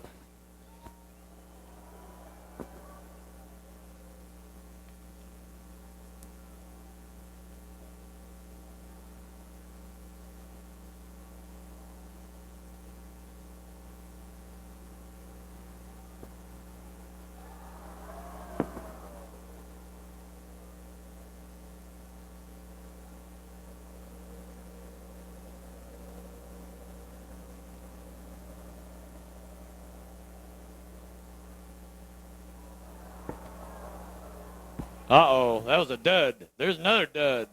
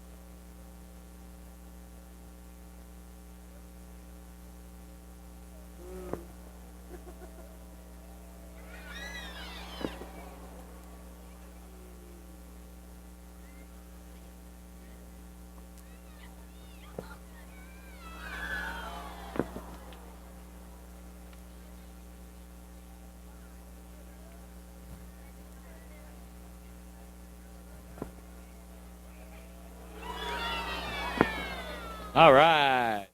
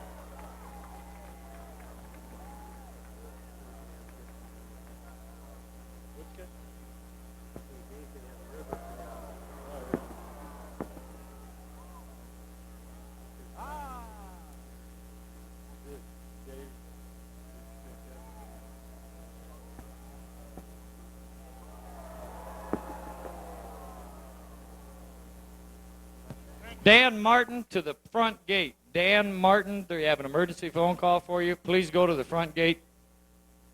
We have a gentleman standing down here. I don't know how many of you remember him. His name is Bob Nauman. He was the original builder of this facility many, many years ago. He taught me how to get involved with race cars, and this is his first time out here this year. And likes to have you here, Bob, and your mother, too.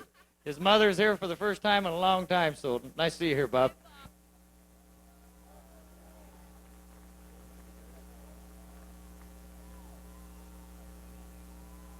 All right, kids, ooh and ah.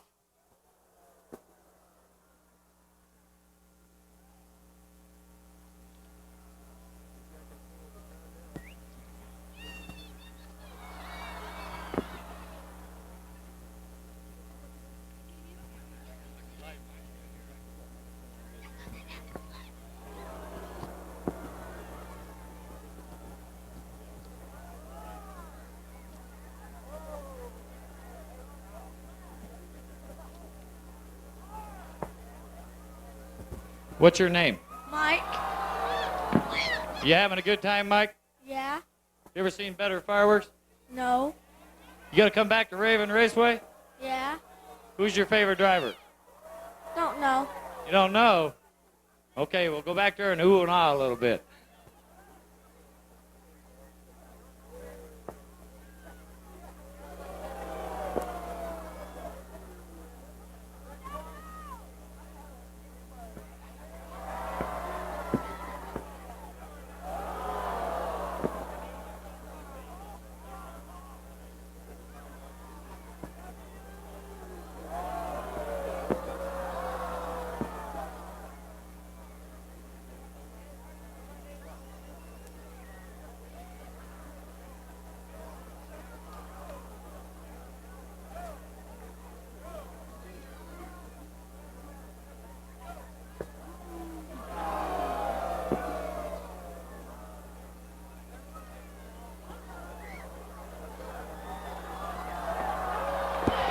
Grand finale.